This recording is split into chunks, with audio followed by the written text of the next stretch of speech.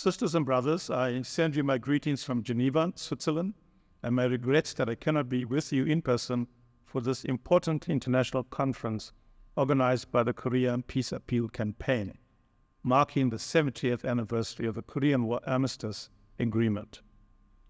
I congratulate all of you for your persistent and determined commitment to peace on the Korean Peninsula, in the region and throughout the world. I strongly associate myself and the WCC with that commitment.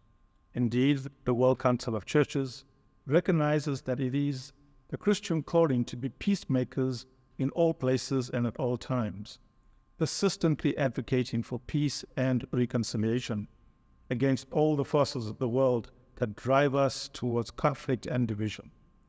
Sadly, it seems that this calling is tested now in an increasing number of contexts, and as you know, this is so relevant in the Korean Peninsula. The WCC has accompanied the search for peace on the Korean Peninsula and for the peaceful reunification of the divided Korean people for almost 40 years, supporting the efforts of Christians from both South and North Korea to promote dialogue, encounter, and cooperation rather than provocation and confrontation. I take this opportunity to pay special tribute to the faithful work for peace carried out over these several decades by and through the National Council of Churches of Korea, as well as through the wider Korean peace movements.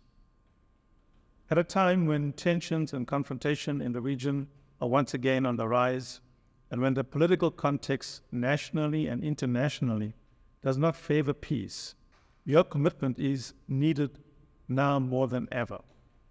For this challenge, you have strong networks of support and accompaniment internationally, including the World Council of Churches. At the WCC's 11th Assembly in Karlsruhe, Germany, in September 2022, the Assembly adopted a minute on ending the war and building peace on the Korean Peninsula, which urged WCC member churches and partners to renew the solidarity to actively support and accompany the Korean churches in their advocacy, including through the Korea Peace Appeal Campaign. And just last month, the WCC Central Committee followed up with a statement on the 70th anniversary of the Korean War Armistice Agreement, which observed that 70 years of suspended state of war is illogical and a deeply unconstructive context for engaging with current realities on the Korean Peninsula. Accordingly, the statement renewed our long-standing appeal for steps to be taken to declare a formal end to the Korean War and to replace the 1953 Armistice Agreement with a peace treaty.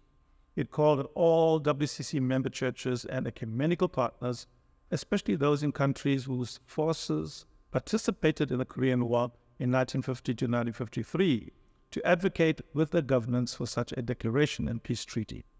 And it urged the governments of the USA, Japan, South Korea, and North Korea to refrain from statements and military action that risk further escalating confrontation and tensions in the region, and instead take steps to reduce tensions and to create an environment conducive to dialogue. It is my prayer that these expressions, which I share with you now, will serve to convey our solidarity and to encourage you and strengthen you in your continued work for peace.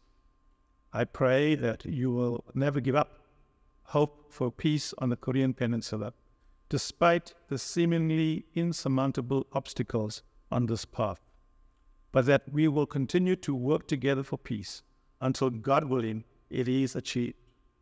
The WCC continues to struggle with you in the pilgrimage of justice, reconciliation, unity, and peace. Please remain assured of our continued praise and support. Blessings and peace in our triune God, Father, Son, and Holy Spirit. Thank you.